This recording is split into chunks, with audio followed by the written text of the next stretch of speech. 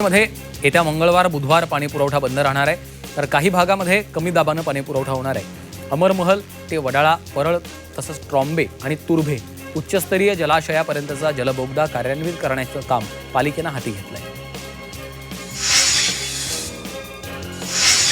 मुंबई महापालिकेच्या एका चौकशीतनं तब्बल 87,347 बनावट जन्मदाखल्यांच्या नोंदी आढळल्या। 2024 ते 26 दरम्यानच्या या बनावट नोंदी आढळल्या, त्यामुळे नोंदणीची शहरव्यापी तपासणी करण्यात येत आहे।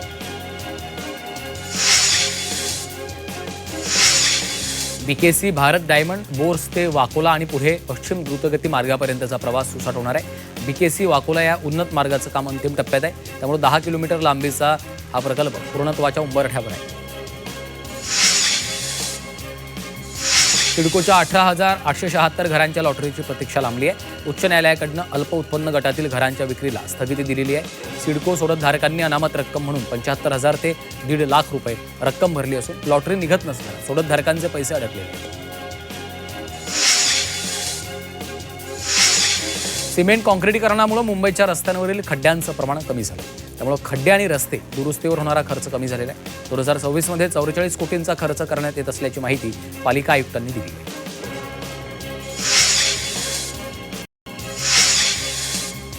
मुंबईला पाणी पुरवणाऱ्या धरणांमध्ये पावसाळ्यात पालापाचोळा, माती यामुळे मोठ्या प्रमाणात गाळ साचल्याने धरणांमधील पाण्याची पातळी घटली आहे, त्यामुळे निविदा काढून सर्वच धरणांमधला गाळ काढण्यात यावा अशी मागणी पालिका प्रशासनाकडे करण्यात आली आहे।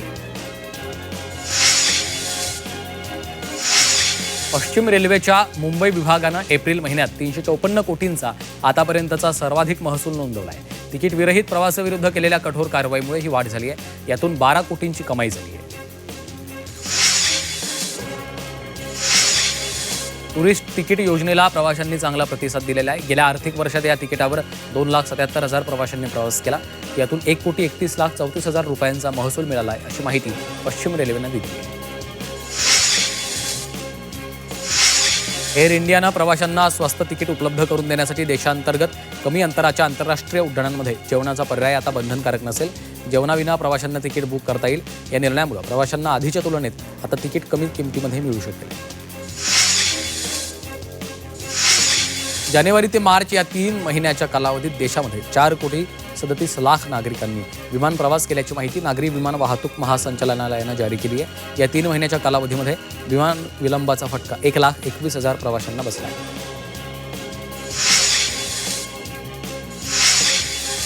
मुंबई विभागाच्या 12वीच्या निकालात घट झाली असून 75% अधिक गुण मिळवणाऱ्या विद्यार्थ्यांच्या संख्येत लक्षणीय घट झाली आहे, त्यामुळे यंदा कट ऑफ देखील कमी होण्याची शक्यता आहे, तर याचा FYच्या प्रवेशावर परिणाम होण्याची शक्यता वर्तवण्यात येत आहे। मुंबई विभागातील 3 कनिष्ठ महाविद्यालयांचा पूर्णपणे 0% निकाल लागलेला आहे। 7 महाविद्यालयांमधील काही विज्ञान, कला, वाणिज्य, व्यवसाय शिक्षण यापैकी काही शाखांचा निकाल 0% लागला, त्यामध्ये ठाणे जिल्ह्यात अशा सर्वाधिक कनिष्ठ महाविद्यालयांचा समावेश आहे। 12वी परीक्षेदरम्यान कॉपीसह सामूहिक कॉपी प्रकरणामुळे राज्यातील 100 कर्मचाऱ्यांवर शिक्षणाधिकाऱ्यांनी निलंबनाची कारवाई केली आहे। परीक्षेदरम्यान केंद्रावर घडलेल्या 15 प्रकरणांमध्ये गुन्हा दाखल झाला अशी माहिती शिक्षण मंडळाच्या अध्यक्षांनी दिली आहे।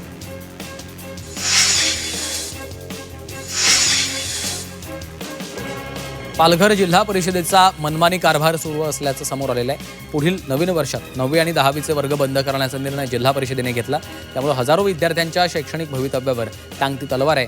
कंत्राटी शिक्षकांच्या मानधनासाठी शेष फंडातून निधी देता येत नसल्याचं कारण पुढे करत जिल्हा परिषदेकडनं वर्ग बंद करण्याचा निर्णय घेतला आहे। मे महिन्यात तापमान किंचित घसरणार असल्यानं कमी चटके बसतील, असं असलं तरीही मुंबईमध्ये प्रचंड आर्द्रतेमुळे अक्षरशः घामाच्या धारा वाहतील असा अंदाज हवामान विभागानं वर्तवलाय। एप्रिलमधील तीव्र उकाड्याच्या तुलनेत वातावरण काहीसं सौम्य राहील, त्यामुळे उष्णतेची लाट येण्याची शक्यता नाही।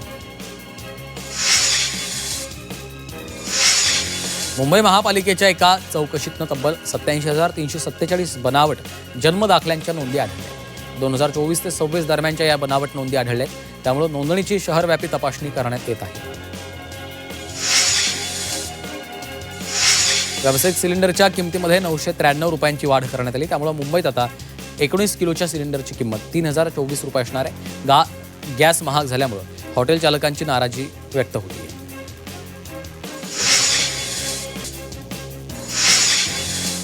भायखळ्यातील प्राणी संग्रहालयातील हम्बोल्ट पेंग्विन पर्यटकांसाठी आकर्षण ठरतो. 2017 पासून आजपर्यंत या प्रदर्शनाला मोठ्या संख्येने पर्यटक भेट देत आहेत. तर यातून महापालिकेच्या महसुलात भर पडून कोट्यवधी रुपयांचं उत्पन्न पालिकेला मिळतं.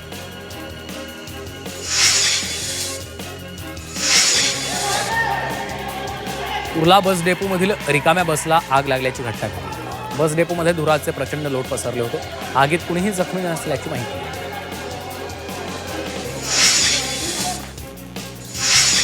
बदलापुरात फर्निचरच्या दुकानाला भीषण आग लागली होती. आगीत लाखो रुपयांचं फर्निचर जळून खाक झालं. दरम्यान या आगीची झळ आसपासच्या इमारतींनाही बसली. दरम्यान अग्निशमन दलाच्या जवानांनी आगीवर नियंत्रण मिळवलं.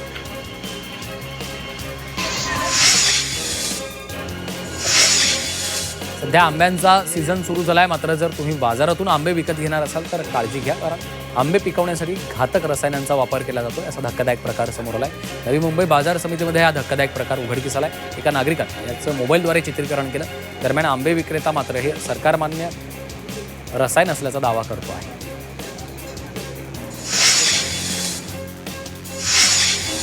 नायगाव रेल्वे स्थानकामध्ये चोरीची घटना मोबाईल कॅमेरा चित्रित झाली आहे. एका चोरट्यानं झोपलेल्या प्रवाशाच्या खिशातून चोरलेला आहे. चोरट्याचा चोरी करतानाचा व्हिडिओ एका नागरिकानं मोबाईल कॅमेरामध्ये चित्रित केला. दरम्यान भरदिवसा रेल्वे स्थानक अशा प्रकारे होणाऱ्या घटनांमुळे रेल्वे स्थानकातील सुरक्षेवर प्रश्नचिन्ह निर्माण झाले.